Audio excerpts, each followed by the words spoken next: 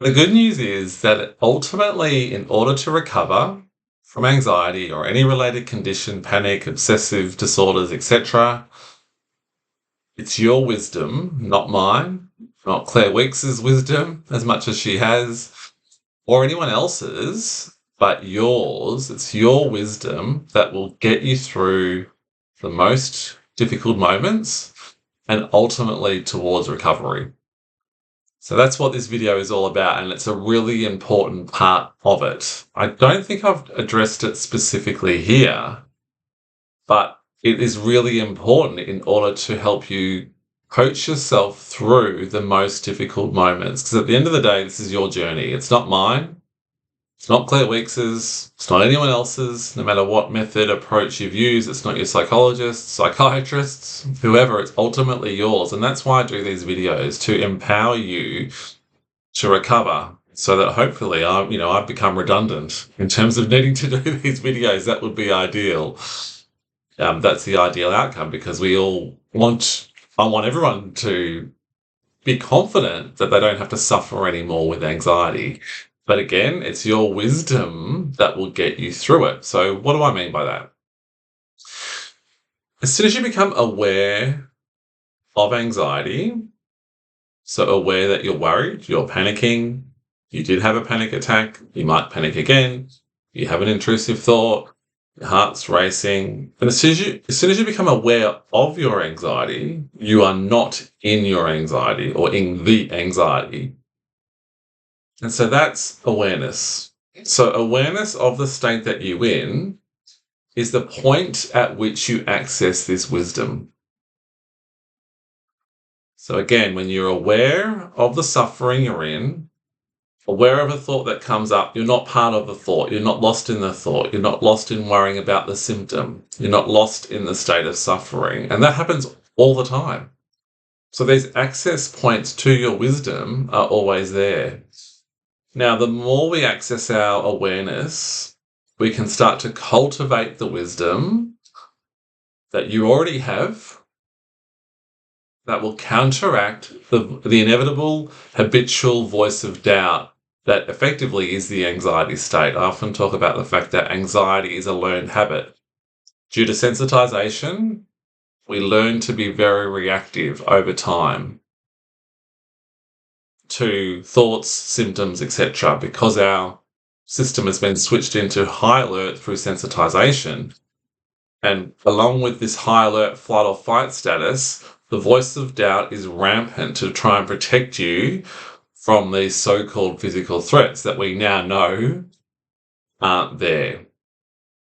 And so when you are in the heat of the moment, symptoms are raging, adrenaline surging, you're on your own, what was Sam talking about? What did Claire Weeks say in the book? Ultimately, you can access your own wisdom to coach yourself through the moment. And everything that you're learning by watching these videos, the more you watch them, think about them, and start to cultivate this voice of awareness, that will ensure that your wisdom becomes stronger and louder, more confident, more firm, more reassuring than the voice of doubt. So again, that's what this video is all about. How do you cultivate the wisdom that you already have in you?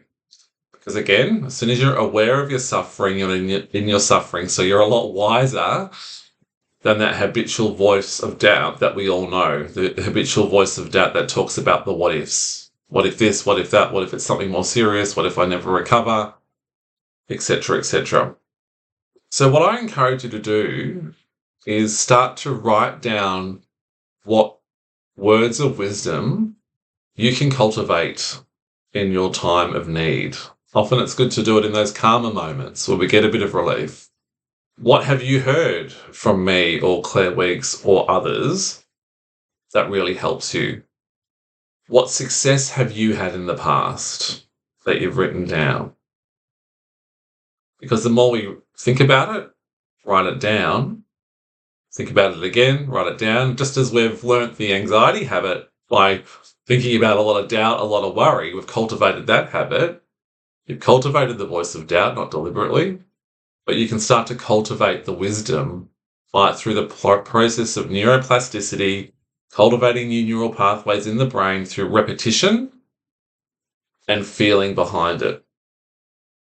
So the voice of wisdom, or the wisdom, might look something like this. It's effectively what I talk about when I coach people through how to float, allow, go loose, let it all happen. So the voice of wisdom might say things like, when you're in the heat of the moment, symptoms are surging, obsessive thinking is raging, intrusive thoughts are raging. As soon as you become aware of it, whenever that is, oh, this is just adrenaline. When I say, oh, it's just adrenaline, I'm out of it. My wisdom has kicked in and it's counteracting the voice of doubt. Ah, I know what this is. Unpleasant, not serious. You might have your own words, and I encourage you to use whatever words are helpful. Do what you need to do. Just going to let the adrenaline surge. It's not my thoughts, not the content of my thoughts. It's not the symptoms. It's just the adrenaline that's tricking me into worrying. You hear me repeat this stuff all the time. It's what I used to coach myself through these moments, to then encourage you to practice. It's the prelude to practice. Oh, there it is again. Do your worst. I'm just going to go loose, slow down, walk slowly, talk slower, go make a cup of tea with the thought symptoms there in the background, doing what they want as I get on with life. So these are words that you can use. What will your wisdom impart on you in your time of need? When you've got to go to work, you've got to leave the house and everything's raging. What will the wise words be that counteract the voice of doubt? And this is something you can cultivate. Encourage you to write it down. I'd encourage you to write down your past successes. I've been through this before. I know what to do. Unpleasant, not serious. The adrenaline fueling it always dies down. I'm always fine. Yes, it's hard, but not serious. I have many panic attacks and they always end. It's just adrenaline. So you can see how it's important to understand what this state is to help cultivate that voice of awareness. And that can allow you to practice. So I'm just going to go loose. Slow down. Go loose in the body and let the symptoms come, let the adrenaline surge, let everything happen. I've got a wise visitor here helping today. So that's all you need to do, is start to cultivate your voice of wisdom, because you don't need me to talk you through it. You can start to talk it through yourself, and that's a prelude to practice. Oh, I know what this is. Just sensitization. It makes sense why I'm in this state. Yes, it feels unpleasant, it feels scary, but it's not serious. It's just adrenaline. So I'm going to allow it and go loose as best I can. Again, I encourage you to write it down, think about it, because in the heat of the moment, when the voice of doubt will rage, your awareness will come in, and the more you think about it, repeat it, go over it, remind yourself of the success you've had in the past. I always get through this. I'm always fine. I always get relief. The adrenaline burns out. It always does, even though it's hard. That gives you the confidence to take the leap of faith, as I've talked about in another video, and practice. So I hope that helps. It's the first video on wisdom, but your wisdom is there. It's already there. Every time you become aware of your state of anxiety, you're already in it. There's always many points at which to access it. This is about cultivating it so that voice becomes louder and a lot easier to tap into. It will feel hard at first, but effectively you're creating your own video narrative so that you don't hopefully need me or others or Claire, because you've learned it yourself. You know it so well yourself that your voice of wisdom will kick in. So I hope that's helpful. If you've got any questions, please let me know, and I suspect I'll do another video on it too. All right, take care. All the best.